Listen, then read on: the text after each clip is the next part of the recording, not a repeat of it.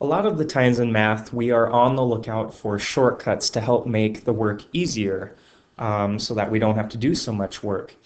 So with functions, if we start bringing in extra numbers, like if I multiply the function by 3, or I add 5 to the function, or I subtract 2 from the function, if we can figure out what does that do to the function, that will give us a better idea of what the function looks like, and it can speed up the graphing process.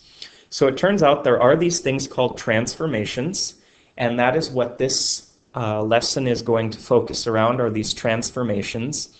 So all of our objectives today are going to be dealing with the different types of transformations that can happen to functions. But the very first objective is to recognize graphs of common functions. And I may also refer to that as the parent functions.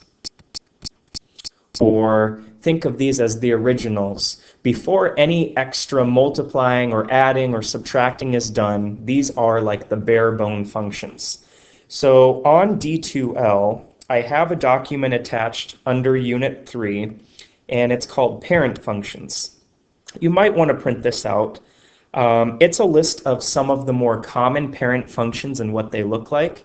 So for example, the linear parent function, the most basic form of it is x. No extra numbers, so not 5x, not 3x plus 2, just x. The absolute value graph, we can see what it looks like, and the parent function of it is just absolute value x. The quadratic function is just x squared. So notice all of these functions, they don't have anything being added or subtracted. They don't have anything being multiplied. These are parent functions. Now, some of these functions are beyond what we're going to do in this class, so don't get freaked out if you see some of these more intense ones. We are not dealing with all of these, nor are these all of the parent functions. These are just some of the more common ones. So I will be referring to some of these today. So again, this document is under Unit 3 on D2L. All right, so what we're going to do first, before we get into the transformations, we're going to take everything that we've kind of been building on this unit and do it on one problem. So I'm going to analyze a parent function, and in this example, the parent function is the quadratic function. So I can see its graph over here. So the function of a quadratic function, if you're looking at the parent graph sheet, it's also on this graph, is f of x equals x squared. That's the most basic form of a quadratic function. If I wanted to know the domain of this, we should have arrows on the end here. Those did not make it in, so please add the arrows. Remember, domain, we're thinking left and right. So how far left does the graph go and how far right? Well, with the arrows, it keeps going. So we would say negative infinity to infinity. It would reach all the x's. The range, I want to think vertically. So how far down does the graph reach and how high up does the graph reach? Well, the graph doesn't go below this y value, but the graph keeps going upwards. So we should say 0 to infinity. And then what would I have with 0, a parenthesis or a bracket? Well, since I actually have the value at 0, I don't have an open dot, I'd want to include 0, so a bracket. Next, if I asked you to find the x-intercepts, which they're also sometimes called the zeros, which we'll look at more down the road. Remember, the x-intercepts are where does the graph cross the x-axis? Well, it's touching the x-axis when x is 0. So we have an x-intercept at 0. The y-intercept, where does the graph touch the y-axis? Well, it's also touching the y-axis when y is 0. If I asked for what type of symmetry does this graph have, and remember we had 3 types of symmetry, x-axis, y-axis, and origin.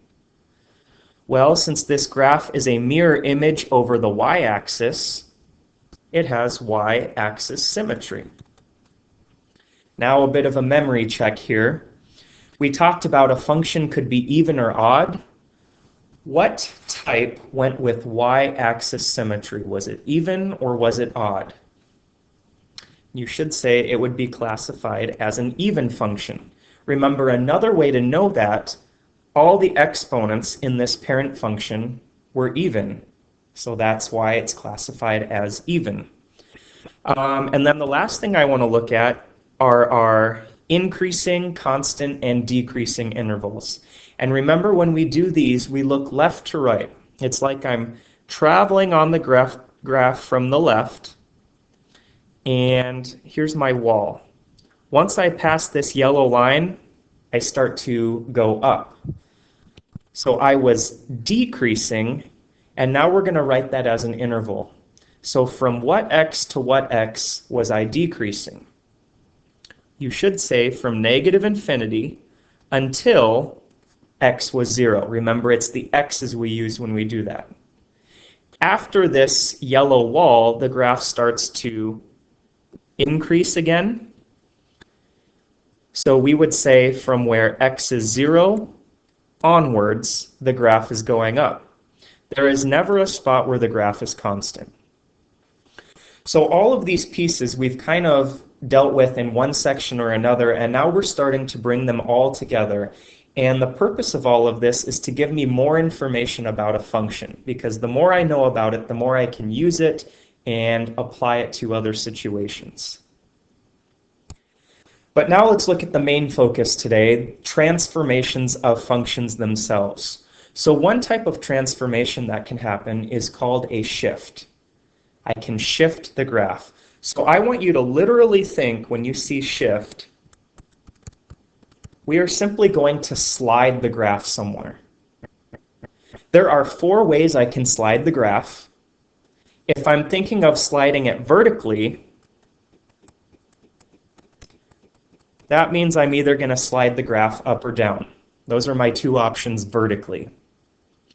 So how to know if your graph is going to be sliding up or down? Let's say if this was my parent graph, f of x, let's say that's the original. If I see the function and then plus some constant out back, that's going to take the graph up that many units. So if it was f of x plus 2, the entire graph would move up 2 units. On the flip side, if I subtracted by a constant, that is going to shift the graph down that many units. So if I saw f of x minus 8, the entire graph is going down 8 units. Horizontal is just the opposite. This means the graph could move either left or right. Those are my 2 options. Now, this does trip people up sometimes because it's not what you would think. How to tell if your graph is going to move left? You'll take your original, and you're going to see a number added inside with the x. And when we do an example, I'll show you what that looks like. What throws people off is they see the addition and they think, well, wait, shouldn't that mean we're going to the right? Mathematically, it ends up going to the left. So I always tell people, when it's with the x, when it's inside being added or subtracted to the x, I want you to think it's a liar. It actually does the opposite of what it looks like. So then if I'm moving to the right, you would actually see the value subtracted. Mathematically, that would cause the graph to go to the right. It's a liar. So let's try an example of these. So use the graph of f of x equals the absolute value of x to graph each function. So what they've just told me in the directions, this is my parent. That's the parent graph. So what I like to do on these, before I even look at what they're asking me to do, I want to graph the parent graph, just so I have something to go off of.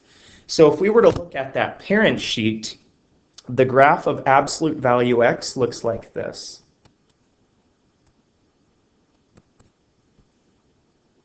It looks like a V shape. So I'm going to label this is f of x, the parent graph. So now let's look at this first example. It wants me to graph g of x, so a new function, that looks exactly the same except it has a plus 4 out back. So I want to know what would happen to this graph. Because the value is being added behind the function, this means the graph is going to move up 4. So we're going to take our parent, pick a point. I'll pick this point right here, and I'm going to go 1, 2, 3. It's now going to be up at 4. So if I draw in my graph, in blue here is the parent, or not the parent, the new graph based off of the parent. So I would label this g of x. This is where that function notation comes in handy rather than just calling them y. By calling them f of x and g of x, I can tell which is which. Let's try the next one. Before I even do it, I'm going to put the parent on again. By the way, if you're wondering, well, where do I draw it? The absolute value graph always goes through 0, 0. It always goes through 1, 1, and negative 1, 1, always. So this is f of x. Now this one, notice how the plus 3 is inside of the absolute value bars with the x. It's literally inside with the x. So this is going to be horizontal, and you need to think liar. So this is actually going to move left 3. So I'm going to take my point and I'm going to go 1, 2, 3. So the entire graph has moved left 3. And this is g of x, the new graph. And now let's look at the last one. Again, before I do the new one, I'm going to put the parent on, just as reference. So f of x. A lot of my students, when we do this, they like to use different colors for their graphs so they can keep them straight. When it comes to the test, I'm fine if you want to use different colors. I just know that's helped some students in the past. Okay, so this one has two transformations. What would this minus 1 do? Since it's out back behind the function, that's going to be down 1. That's a vertical shift. The other one, the minus 2, since it's inside the absolute value bars with the x, that's a horizontal shift, and it's a liar. So this graph is going to go down 1 and right 2. So I'm going to start at my middle point. I'm going to go down 1, right 2.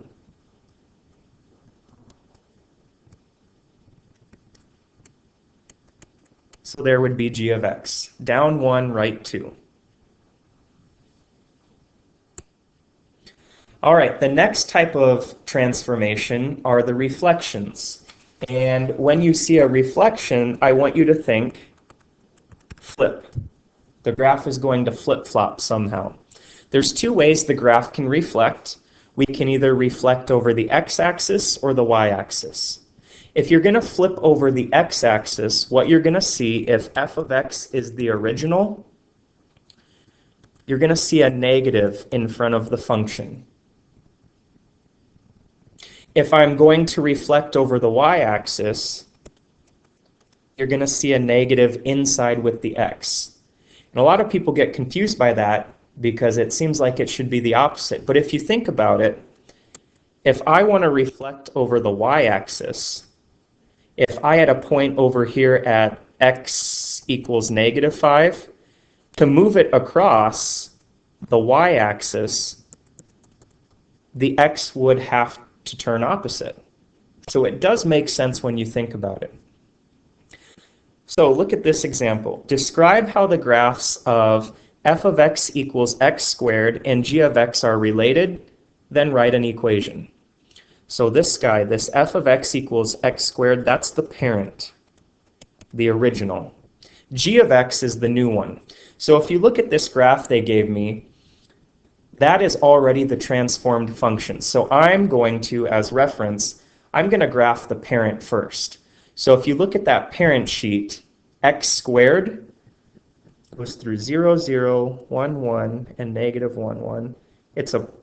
This is called a parabola, which we'll look at in more detail. That's f of x before anything is done to it. So now if I compare it to g of x, which they have graphed, two things have happened to this graph. Two things have happened to it. It has moved 1, 2. I'm going to call that, just to keep things simple, it's moved right 2. I think it's a little more than 2, but we'll keep it simple. So we're going to say it's moved right 2, and then it turned upside down. So what I tell my students, when you tell me this, it's not enough to say reflect or flip. You have to tell me, what did it reflect or flip over? So in this case, it flipped over the x-axis. So we have an x-axis reflection.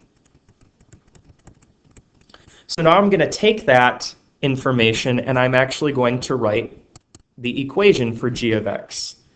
So g of x would equal, if I want to move right 2, that means it's going to have to be inside with the x to have a horizontal shift. And if it's right 2, I need to think liar.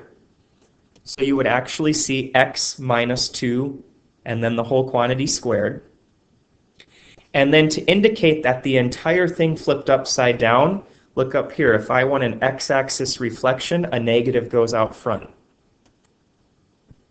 There would be the equation of g. Let's look at the next one. Before I figure out g, I'm going to graph the parent. So in red, that was f of x.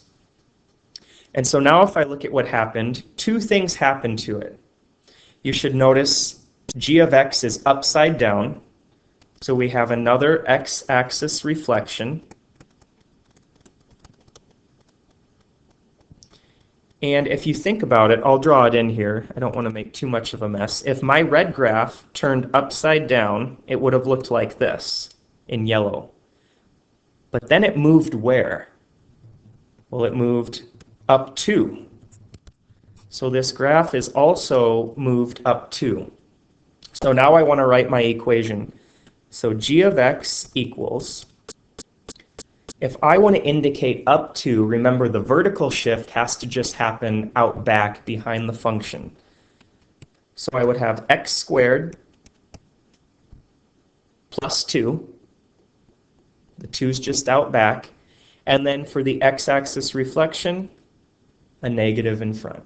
And there would be my equation. The last type of transformation that we will see today is sometimes what people have the most trouble with. So we've had the shifts, which was just sliding. We've had the reflections, which was flipping.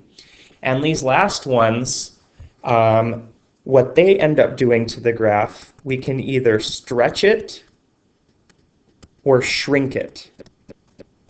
Now sometimes, some books, instead of the word shrink, they will use the word compression, which means the same. I will use the word shrink.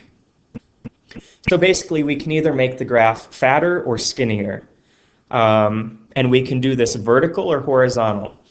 So if f is my original, to know that there is a vertical stretch or shrink, what you're going to see happen, you will see a number multiplied in front of the function.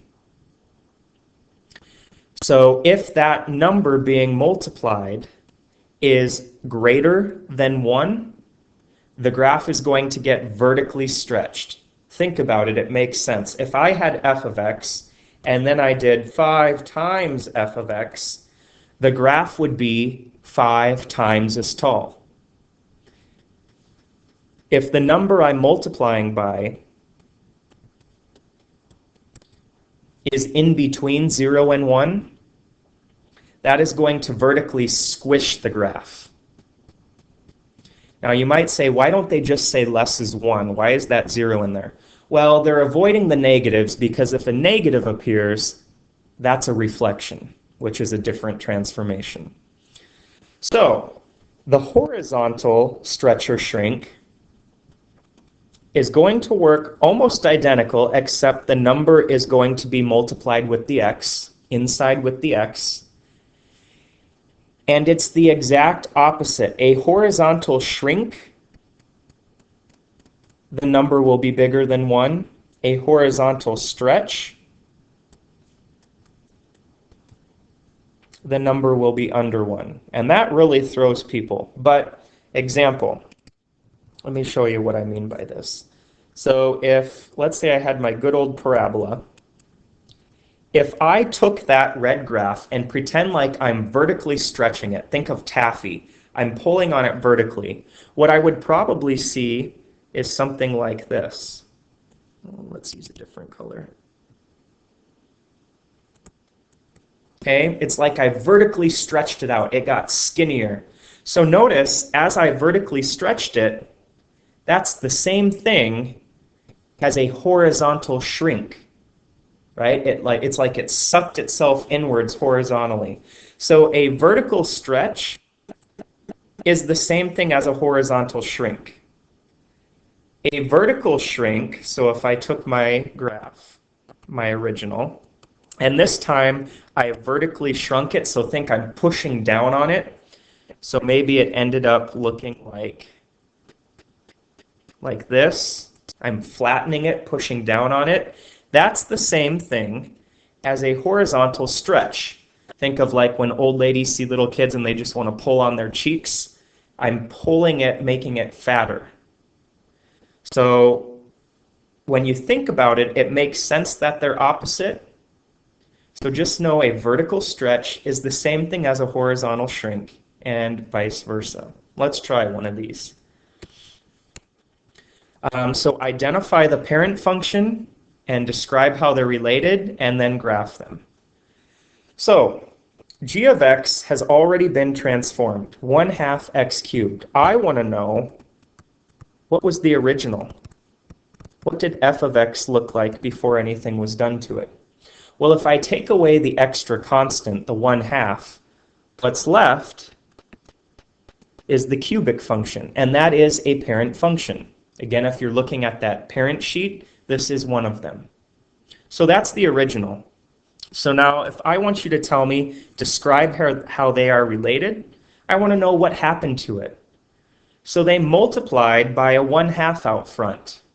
Since they're multiplying by a value out front, this is going to be vertical.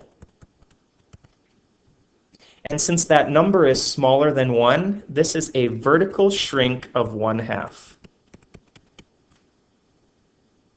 Now you might say, well, how did you know it wasn't horizontal? Well, if they wanted it multiplied with the x, they would have written it like this.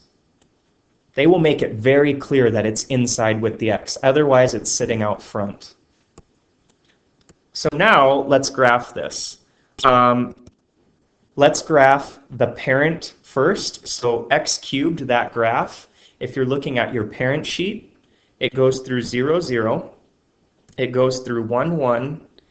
And it goes through -1, -1. And it kind of does, this isn't going to be exact, but it's kind of like a little curvy S almost. This is f of x. Now, if I want to graph g of x and show a vertical shrink, I'll kind of just let you eyeball this. Basically, what should happen is the graph should get half as tall. So like this point right here that's at 1, 1, it'll now be at half. This point down here at -1, it'll now be at -1/2. So this doesn't have to be exact, but if I were to connect it, what I want you to get across to me is like the graph has vertically shrunk. It's like I kind of pushed down on it vertically. And this is g of x. Okay, let's look at the next one here. The parent, before anything was done to it. If I take away the constant, my parent function was x squared, the quadratic function. Let's graph that real quick.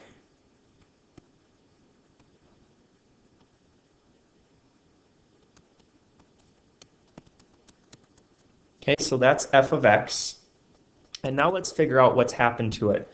So notice there was a 0.5 being multiplied with the x. So immediately I know this is horizontal.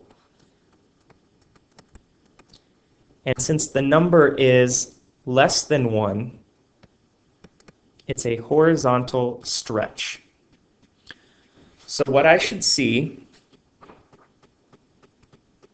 is the graph should get fatter. Again, this is a rough sketch. We're going to do an exact one in just a moment. And remember, a horizontal stretch is the same thing as a vertical shrink, like I'm pushing down on it. So I want to end with some examples that tie all of these transformations together because, again, if you can spot them, they really, really speed things up. So if multiple transformations are involved, what is a good order to perform the transformations in? Well, the recommended order, it's kind of like an order of operations type business, but the order that we're going to follow, we're going to do horizontal shifting first. So any shifting left or right will happen first. Then we are going to do any stretching or shrinking.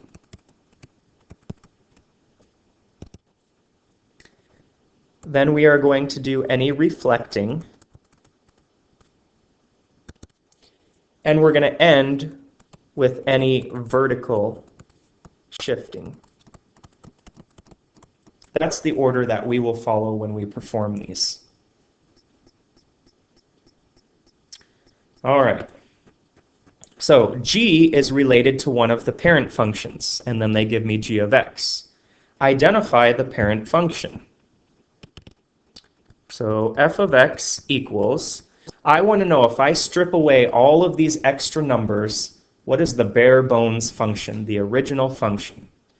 Hopefully, you say it's absolute value x. That is the parent function. Let's go ahead and sketch that really quick. I think I'm going to draw it in black.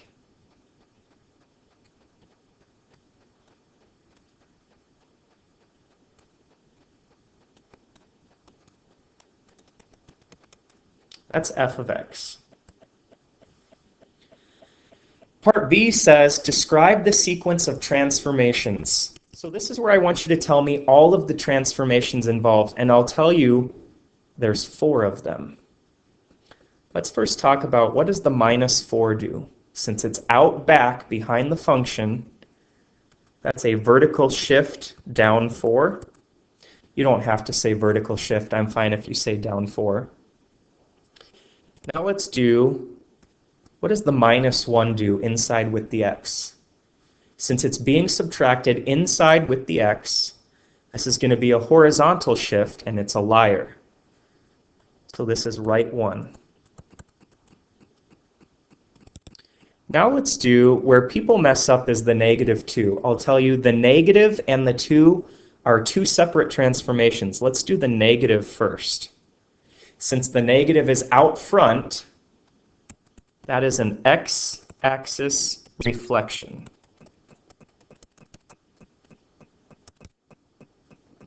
And then finally, let's do the 2. Since the 2 is multiplied out front to the function, it's going to be vertical.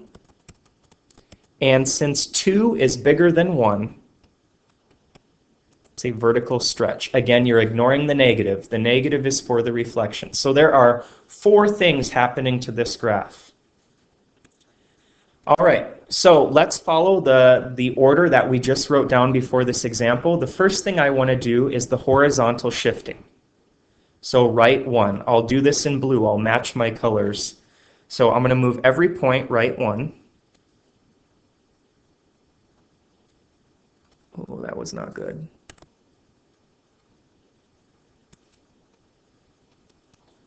Okay, that's not my answer. I've just moved everything right 1. The next thing that it wants me to do is the stretching or shrinking. So I'm going to have a vertical stretch of 2. This is where, again, we'll kind of just do a rough graph. And the last example we do, we'll do exact. So you just need to show me that this graph is going to get skinnier. So again, is this the exact answer? No, but it's good enough for this purpose. Okay, the next thing it wants me to do is the reflection. So I'm going to do an x-axis reflection, which means my pink graph is going to go upside down. And then finally, I want to do the vertical shift, so I'm going to take this green graph and go down 4. So in red, this is the one I would label as g of x. Once everything has been done, that would be the final answer. All right, this grand finale one, this is where we're going to do an exact graph. The others were kind of rough estimates. This one's going to be exact. So this time, this graph that they gave me, this is what they're calling the parent function. They're saying this is what it looks like. So it's not on our sheet. This is one they made up. And my new function is over here on the right. I'll tell you again, they are doing 4 things to it. So let's start with, what would the plus 3 do? Well, we're going to go up 3. Then we have the minus 1. That's right 1. We have the negative out front, x-axis reflection. And then we're multiplying the function by 1/2. So since it's out front, that's a vertical, and since it's smaller than 1, a vertical shrink. All right, so we already have the original. Following our order, the first thing we're going to do is the horizontal shift. So I want to go right 1. Now this is where I do want us to be exact, and you know what? It might be easier just to do it on this coordinate plane itself. So I'm going to take negative 4, 0, and I'm going to go right 1. Negative 2, 4, and I'm going to go right 1. 0, 0, and I'm going to go right 1. 2, negative 2, I'm going to go right 1. 4, 0. So I'm using the nice ordered pairs that they gave me to kind of make landmarks, and then I'm going to connect them. Okay, so that's what it looks like after moving right 1. This is where using different colors can really help you stay organized and know what's what. The next step is the stretch or shrink. So I'll do this in pink. We are going to vertically shrink it by 1/2. So what you're going to do, since it's vertical, I am going to multiply the y's by 1/2. Why am I doing the y's? Because it's vertical. So like this first ordered pair, make sure you base it off of the red one, not the original. Now we're working off the red one. Its y coordinate was 0. 0 times half is still 0, so it's going to be in the same spot. The next y coordinate was 4. 4 times 1/2 is 2, so now it's going to be here at 2. The next y coordinate was 0. 0 times half is 0. The next y coordinate was negative 2. Negative 2 times 1/2 is now negative 1. And 0 times 1/2 is 0. So I have my landmarks in, and now let's connect them. And what it should look like, it's like the graph got pushed in vertically, which is what we wanted to happen. The next thing we want to do is the reflection, so I'll do this in green. It's going to flip over the x-axis. So my x-axis, this point, my first pink point, is right on the x-axis, so it will stay on the x-axis. The second pink point was 2 above. Well, now it's going to be 2 below. The next pink point was right on it. The next pink point was 1 below, so when I reflect it, it's going to be 1 above. And then the last one will stay on 0, 0. So let's connect them. Again, when you connect them, keep the same shape. So the curve and then like the triangle. So in green, is after the reflection, and we have one more thing to do, the vertical shift. We're going to take our green graph and go up 3. So this green point, 1, 2, is going to be there. This green point, 1, 2, 3. 1, 2, 3. 1, 2, 3. 1, 2, 3.